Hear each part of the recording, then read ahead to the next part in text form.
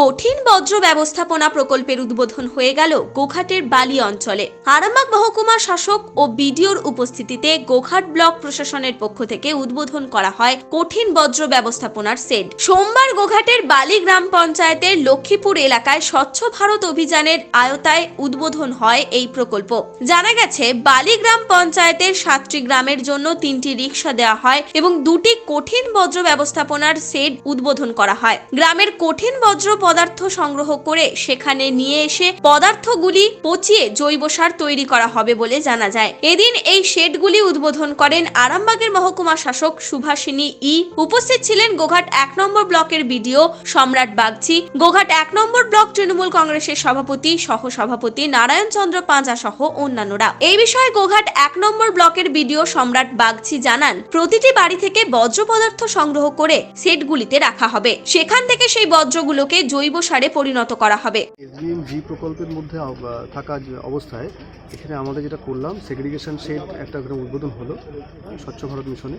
তো এর সঙ্গে আমরা কম্পোস্টিং ইউনিটও এখানে করা হবে, অর্থাৎ প্রত্যেকটি বাড়ি বাড়ি থেকে বায়োডিগ্রেডেবল এবং নন বায়োডিগ্রেডেবল যে ওয়েস্টগুলো হয় সেগুলো কালেকশন হবে। আমরা 3টে করে কার্ড প্রত্যেকটা পঞ্চায়েতে দেওয়া হয়েছে।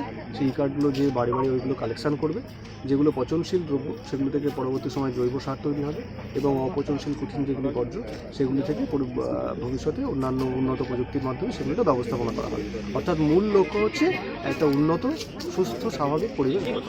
অপরদিকে বালি গ্রাম পঞ্চায়েতের প্রধান রঘুনাথ সাঁতরা জানান, প্লাস্টিক ব্যবহারের পর সেটা ফেলে দিলে পরিবেশ দূষিত হয়। প্লাস্টিককে যাতে পুনরায় ব্যবহার করা যায় তার জন্য এই উদ্যোগ নেওয়া হয়েছে। আমাদের হচ্ছে বালি গ্রাম পঞ্চায়েতের পক্ষ থেকে টোটালি হচ্ছে আমাদেরকে একটা স্বচ্ছ ভারত অভিযানের একটা স্কিম হিসাবে আমরা SWM এর দুটো হচ্ছে সেগ্রিগেশন শেড আমরা হচ্ছে এখানে আজকে উদ্বোধন করলাম।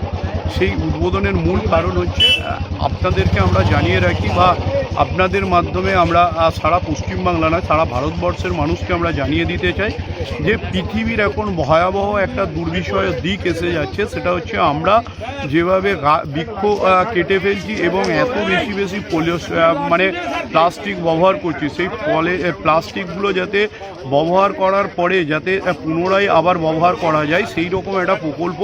সেই প্রকল্পের উদ্বোধন আজকে করলেন আমার হচ্ছে সুভাষিনী ই মহাশয়া মহকুমা শাসক, যিনি কঠিন বজ্র পদার্থ সংগ্রহের জন্য সাথে সাথে আমরা 3টি কার্ড প্রদান করলাম।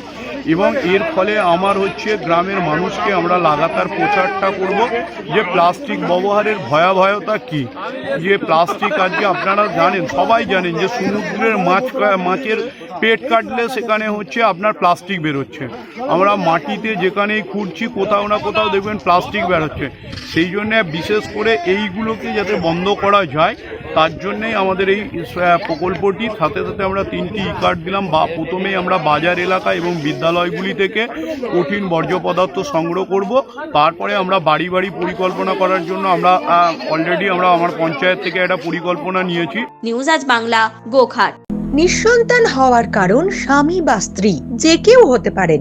IVF এর অ্যাডভান্স সায়েন্স আর এক্সপার্ট কেয়ার লক্ষ লক্ষ কাপেলের স্বপ্ন সার্থক করেছে। তাই বন্ধাত্বকে হারাতে আপনাদের অবশ্যই আসতে হবে আরামবাগ প্রাণ IVF ফার্টিলিটি সেন্টারে। এখানে চিকিৎসা করিয়ে অনেক দম্পতি সন্তানের মুখ দেখেছেন। আমাদের ঠিকানা আরামবাগ বসন্তপুর আমতলা বিবেকানন্দ পল্লী 2 নম্বর রেলগেটের পাশেই। মোবাইল নাম্বার 7865858781 অথবা 7908098172।